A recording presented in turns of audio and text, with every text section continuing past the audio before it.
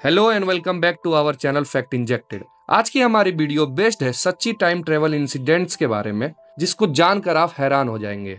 ये कहानी शुरू होती है 4 अक्टूबर 1954 को, जब सेंटियागो एयरलाइंस का फ्लाइट 513 ब्राजील के आचेन से पोर्ट अल्जेरे के लिए उड़ता है। ये एक नॉर्मल कमर्शियल फ्लाइट होती है जिसमें 92 पैसेंजर्स और क्रू मेंबर होते हैं, लेकिन जैसे ही ये फ्लाइट उड़ती है अचानक से रडार से कहीं गायब हो जाती है। सबको लगता है कि प्लेन कहीं क्रैश हो गया होगा, लेकिन किसी को प्लेन का कोई भी टुकड़ा कहीं नहीं मिलता है।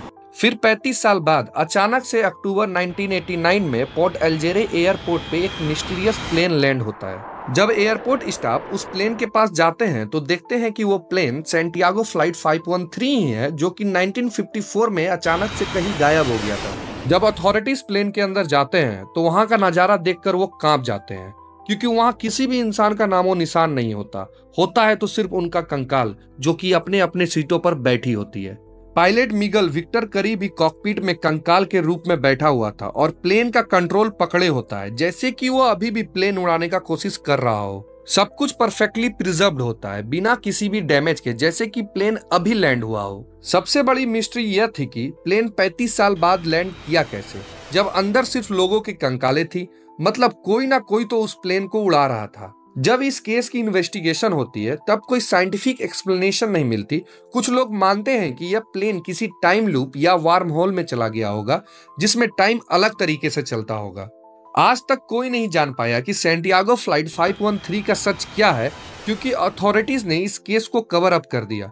कुछ लोग कहते हैं कि यह सिर्फ एक अर्बन लेजेंड है, लेकिन जितने डिटेल में यह कहानी रिपोर्ट हुई थी उससे लोग मानते हैं कि यह शायद सच भी हो सकता है। और हम बढ़ते हैं अगली कहानी की ओर, जो कि है जेनेटी ट्रेन के बारे में। यह कहानी है सन 1911 की, जब इटली की जेनेटी रेल कंपनी ने एक नया लग्जरी ट्रेन लॉन्च किया। यह ट्रेन एक स्पेशल ट्रायल रन पे था, जिसमें 3 कोचेस और 104 पैसेंजर थे। सभी पैसेंजर्स एक्साइटेड थे, लेकिन उन्हें कोई अंदाजा नहीं था कि उनके साथ आगे क्या होने वाला है। ट्रेन रोम से मिलान के लिए चली, सब कुछ नॉर्मल था, लेकिन जब ये ट्रेन टनल लोमार्डी रीजन में एंटर करती है तभी एक अजीब इंसिडेंट होता है। ट्रेन उस टनल में जाती तो है लेकिन बाहर नहीं आती। तभी 2 लोग उस टनल से बाहर भागते हुए आते हैं, जो कि उस ट्रेन से कूद गए थे। उन्होंने बताया कि जैसे ही ट्रेन टनल में गई एक अजीब सा धुंध अंदर आ गया। लोग चीखने लगे और पूरा ट्रेन उस धुंध में कहीं गायब हो गया। अथॉरिटीज ने जब टनल चेक किया तो अंदर कुछ भी नहीं था, पूरा का पूरा ट्रेन ही कहीं गायब हो चुका था। और भी हैरान कर देने वाली बात यह थी कि 1995 में मेक्सिको में कुछ लोगों ने इटली के 104 साल पुराने लोगों जैसे कपड़े पहने हुए पैसेंजर्स देखे। जब उन लोगों से पूछा गया तो उन लोगों ने कहा कि वो एक ट्रेन में चढ़ गए थे और अचानक से यहाँ आ गए। एक और रिपोर्ट कहती है कि 1845 में मेक्सिको में 104 इटालियन लोग पाए गए, जो कि हैरान थे कि वो यहाँ कैसे आए। कुछ लोग मानते हैं कि ये ट्रेन टाइम ट्रेवल कर गई थी, शायद ये किसी टाइम लूप में अटक गई है और अलग अलग डिकेड्स में दिखाई देती है। आज तक उस दिन के बाद जेनेटी ट्रेन का कोई भी प्रूफ नहीं मिला। तो बढ़ते हैं हमारी तीसरी कहानी की ओर, जो कि है फिलाडेल्फिया एक्सपेरिमेंट। यह कहानी है 28 अक्टूबर 1943 की, जब यूएस नेवी का एक यूएसएस एल्ड्रिच नाम का एक वारशिप एक टॉप सीक्रेट एक्सपेरिमेंट का हिस्सा बनता है। यूएस नेवी चाह रही थी कि उस शिप को एनिमी रडार से इनविजिबल बनाया जाए। साइंटिस्ट निकोलस टेस्ला और एल्बर्ट आइंस्टाइन एक यूनिफाइड फील्ड थ्योरी के बेसिस पे एक एक्सपेरिमेंट प्लान करते हैं। उस शिप पे पावरफुल इलेक्ट्रोमैग्नेटिक जनरेटर लगाए गए, जो कि एक फोर्स फील्ड क्रिएट कर सके। जब जनरेटर्स ऑन किए गए तभी उस शिप के अराउंड एक ग्रीनिश ब्लू फॉग आ गई। वो शिप धीरे धीरे ट्रांसपेरेंट होने लगी और एकदम अचानक से गायब हो गई। पर सिर्फ रडार पे ही नहीं, रियल वर्ल्ड में भी लोगों ने बताया कि यह शिप 200 माइल्स दूर नॉरफॉक वर्जीनिया के पोर्ट पे दिखाई दी और फिर वापस फिलाडेल्फिया में आ गई। जब शिप वापस आई तो क्रू मेंबर्स के साथ अजीब अजीब चीजें होने लगी। कुछ लोग गायब हो चुके थे और कुछ सेलर्स तो वॉल और फ्लोर में फ्यूज हो चुके थे। बाकी जो लोग बचे थे वो या तो पागल हो गए थे या उनकी मेमोरी इरेज हो गई थी। कुछ लोग का कहना था कि सेलर्स अचानक से अपीयर और डिसअपीयर होने लगे, जैसे कि वो किसी टाइम लूप में फंस गए थे। क्या ये सच था या फिर एक कवर अप? यूएस नेवी ने ऑफिशियली फिलाडेल्फिया एक्सपेरिमेंट को डिनाई किया, पर कई विटनेसेस और क्लासिफाइड रिपोर्ट कुछ और ही कहती है। तो बढ़ते हैं हमारी इस सीरीज की आखिरी कहानी की ओर।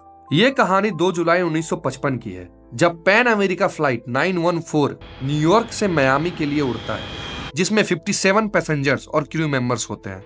शुरू में सब कुछ नॉर्मल होता है, लेकिन हैरान कर देने वाली बात तो यह है कि वो फ्लाइट कभी भी अपने डेस्टिनेशन तक नहीं पहुंचती। जब मायामी एयर ट्रैफिक कंट्रोल इससे कांटेक्ट करने की कोशिश करता है तो कोई भी सिग्नल नहीं मिलता। एक इमरजेंसी सर्च ऑपरेशन भी किया जाता है, लेकिन प्लेन कहीं भी नहीं मिलता और उस प्लेन को ऑफिशियली लॉस्ट डिक्लेयर कर दिया जाता है। पूरे 37 साल बाद एक शॉक करने वाला इंसिडेंट होता है। 9 सितंबर 1992 को वेनेजुएला के कराकस एयरपोर्ट पे एयर ट्रैफिक कंट्रोलर को एक अनआइडेंटिफाइड प्लेन का सिग्नल मिलता है।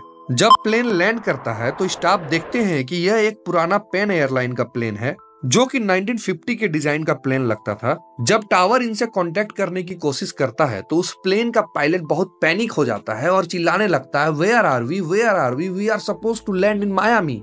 जब एयरपोर्ट स्टाफ उस प्लेन के अंदर जाते हैं तो देखते हैं कि सारे के सारे पैसेंजर्स और क्रू मेंबर्स वैसे ही हैं जैसे कि वो 1955 में थे। उन्होंने कोई एजिंग नहीं की थी। इसका मतलब था कि वो 37 साल तक कहीं किसी टाइम में फंसे हुए थे। पायलट पैनिक में प्लेन स्टार्ट करता है और बिना परमिशन के वापस उड़ जाता है और वो प्लेन हवा में कहीं फिर गायब हो जाता है, जो कि आज तक नहीं मिला। आपको क्या लगता है, ये सारी टाइम ट्रेवल की कहानियां सच है या फिर एक स्टोरीज जो कि कवर अप के लिए बनाई गई हो?